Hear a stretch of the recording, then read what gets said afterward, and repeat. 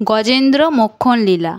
অযুত যোজন উচ্চ ত্রিকূট পর্বত অতীব রমণীয় স্থান ছিল।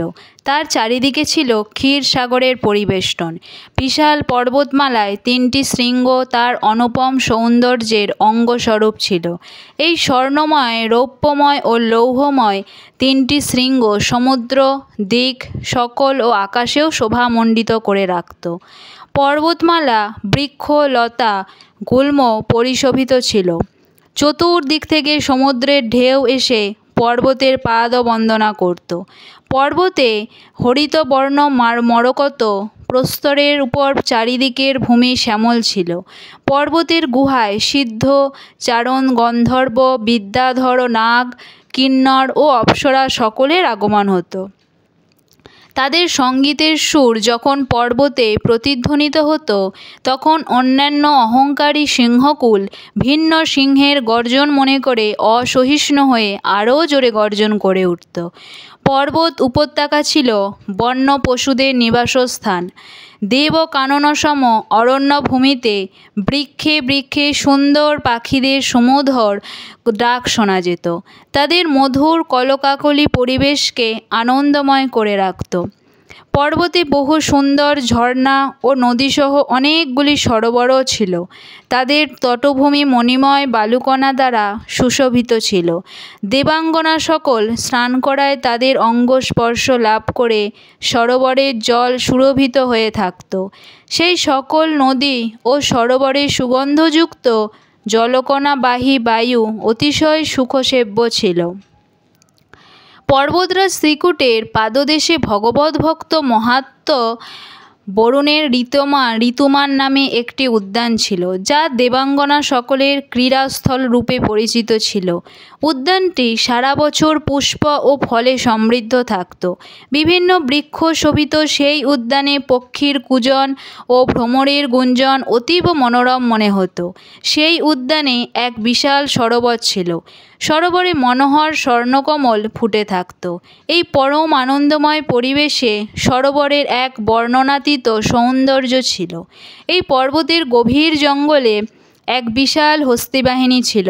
গজেন্দ্র সেই বাহিনীর প্রধান রূপে পরিচিত ছিল। একদিন গজেন্দ্র কণ্টকাকীর্ণ কিচক বাঁশ, বেত আদি বিশাল লতা, গুল্ম ও নানা বৃক্ষ লণ্ডভণ্ড করে ঘুরে বেড়াচ্ছিল। তার সেই উদ্যত আচরণ ও মদস্রাব গন্ধ অন্যান্য হস্তি সকলের সিংহ, ব্যাঘ্র, সর্প ইত্যাদি হিংস্র জন্তু সকলকে ভয়ে তার থেকে দূরে সরিয়ে রেখেছিল। কিন্তু তার অভয় লাভ করে অন্যান্য নিরীহ পশুগণ ওই অঞ্চলে নির্ভয়ে বিচরণ করতে লাগল। প্রবল গ্রীষ্মাধিক্যে গজেন্দ্র অনুগামী হস্তিবাহিনী পদভাবে পর্বতকেও কম্পিত করে এগিয়ে যাচ্ছিল। গণ্ডস্থল থেকে নির্গত মদস্রাব গন্ধ ভ্রমরকুলকে প্রলুব্ধ করছিল, আর তাই তারা গজেন্দ্রের সঙ্গ ছাড়ছিল না। তৃষ্ণাকুল হস্তি বাহিনীকে সঙ্গে নিয়ে মদবিহ্বল নয়নে গজেন্দ্র দূর থেকে পদ্মরেণু গন্ধবাহী বায়ুর আঘ্রাণ লাভ করে সেই সরোবরের তীরে অতি দ্রুত গতিতে উপনীত হল। স্বর্ণকমল ও রক্তবর্ণের কমলের কেশরে সুরভিত মধুর নির্মল সরোবরে সে অবতরণ করল, আর সুর দিয়ে সেই জল পান ও স্নান করল। সে অন্য হস্তি বাহিনীর সদস্যদেরও জলে স্নান করিয়ে দিল ও তা পানও করাল। শ্রী ভগবানের মায়ায় মোহিত হয়ে গজেন্দ্র ক্রমেই উন্মত্ত সম আচরণ করতে লাগল। তার বিপদ যে এত সন্নিকটে তা সে জানতেও পারল না। গজেন্দ্র যখন উন্মত্ত সম ব্যবহার করছিল, তখন দৈব প্রেরিত এক অতি বলবান কুমির সক্রোধে তার পা কামড়ে ধরল। অতি বলবান গজেন্দ্র তার সমস্ত শক্তি দিয়ে নিজেকে কুমিরের কামড় থেকে মুক্ত করতে পারল না। হস্তি বাহিনী ও দলপতিকে কুমিরের কামড় থেকে ছাড়িয়ে আনতে সক্ষম হল না। গজেন্দ্র কুমির উভয়ই পূর্ণ শক্তি প্রয়োগ করেছিল, কাজেই উভয় পক্ষ শক্তিশালী হওয়ায় টানা হেঁচড়া চলতেই থাকল। এভাবে সহস্র বৎসর অতিক্রান্ত হয়ে গেল। এই যুদ্ধ দেবতাদেরও আশ্চর্য করল। অবশেষে দেখা গেল যে প্রবল পরাক্রমশালী গজেন্দ্র শারীরিক ও মানসিক শক্তি হারিয়ে অবসন্ন হয়ে পড়েছে।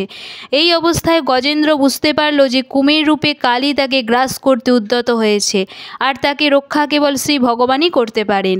এইবার সে নিজ বুদ্ধিতে মনকে চিত্তভূমিতে স্থির করে পূর্বজন্মে সংরক্ষিত শ্রেষ্ঠ স্তোত্র সকল তারা শ্রী ভগবানের স্তুতি করতে লাগলো। তখন ভক্তের রক্ষার জন্য সর্বত্র সর্বদেব স্বরূপ ভগবান শ্রীহরি স্বয়ং আবির্ভূত হলেন। জগদ্দাতা শ্রীহরি গজেন্দ্রকে অতি কাতর অবস্থায় দেখলেন, আর উচ্চারিত স্তুতি শ্রবণ করে বেদময় গরুড়ে আরোহণ করে চক্রপাণি শ্রী ভগবানকে আসতে দেখে গজেন্দ্র তার সুর দিয়ে একটা কমল তুলে কাতর স্বরে বলে উঠল, হে নারায়ণ, হে জগৎগুরু, হে শ্রী ভগবান, আপনাকে প্রণাম। শ্রীহরি গরুড় থেকে অবতরণ করে করুণাপূর্বক স্বয়ং জলে নেমে তৎক্ষণাৎ গজেন্দ্রের সঙ্গে কুমিরকে আকর্ষণ করে সরোবরের তীরে নিয়ে এলেন। সেইখানে দেবতাগণ উপস্থিত হয়েছিলেন। তাদের সম্মুখেই চক্র দ্বারা শ্রী ভগবান কুমিরের মুখকে ছিন্ন ভিন্ন করে গজেন্দ্রকে মুক্ত করলেন। শ্রীহরির কার্যে সন্তুষ্ট দেবতাগণ পুষ্পবৃষ্টি করতে লাগলেন। স্বর্গে দুন্ধুবি বেজে উঠল, গন্ধর্বগণ নৃত্যগীত করতে লাগলো এবং ঋষি ও চারণ সিদ্ধগণ ভগবান পুরুষোত্তমের স্তুতি করতে লাগলেন। শ্রী ভগবানের স্পর্শ লাভ করে সেই কুমির তৎক্ষণাৎ পরম সুন্দর দিব্য দেহ ধারণ করল। কুমিরের পূর্বজন্মে হুহু নামে এক শ্রেষ্ঠ গন্ধর্ব ছিল। ঋষি দেবলের অভিশাপে তার কুমির দেহ ধারণ করা। শ্রী ভগবানের কৃপায় সে শাপমুক্ত হল, তার সমস্ত পাপ তাপ বিনষ্ট হল। শ্রী ভগবানের প্রণাম ও স্তুতি করে সে তৎক্ষণাৎ গন্ধর্বলোকে গমন করল। গজেন্দ্র শ্রী ভগবানের স্পর্শ লাভ করে অজ্ঞানের বন্ধন থেকে মুক্তি পেল। সে ভগবান সদৃশ্য রূপ ধারণ করে পীত বসন চতুর্ভুজ মূর্তি লাভ করল। এই গজেন্দ্র পূর্বজন্মে দ্রাবিড় দেশের পাণ্ডব বংশের রাজা ছিলেন। তার নাম ছিল ইন্দ্রদুম্ন। একবার রাজা ইন্দ্রদুম্ন রাজ্য ত্যাগ করে মলয় পর্বতে বাস করেছিলেন। তিনি শ্রী ভগবানের উত্তম উপাসক ও যশস্বী ছিলেন। মলয় পর্বতে নিবাসকালে তিনি তপস্বী সম বসন ও জটা ধারণ করেছিল। একদিন যখন তিনি স্নান করে মৌনব্রত ধারণ করে একাগ্র চিত্তে শ্রী ভগবানের পূজা করেছিলেন, তখন দৈববেশে মহাযশস্বী অগস্ত্য মুনির সশিষ্য আগমন হয়েছিল। রাজা ইন্দ্রদুম্নের আচরণ মহামুনিকে ক্রোধান্বিত করল, আর তিনি গমনকালে অভিশাপ দিলেন, শিক্ষাভাবে অহংকারী রাজা নিজ কর্তব্য ভুলে গিয়ে ব্রাহ্মণকে অপমান করেছে।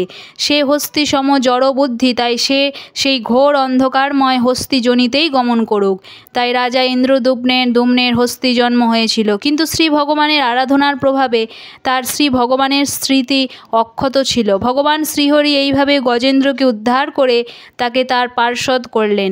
গন্ধর্ব সিদ্ধ ও দেবগণ তার এই লীলার কীর্তন করতে লাগলেন এবং ভগবান শ্রীবিষ্ণু তার পার্ষদ গজেন্দ্রকে নিয়ে গরুড়ে আরোহণ করে বৈকুণ্ঠে প্রত্যাগমন করলেন। জয় ভক্তের জয়, জয় জয় শ্রী ভগবানের জয়।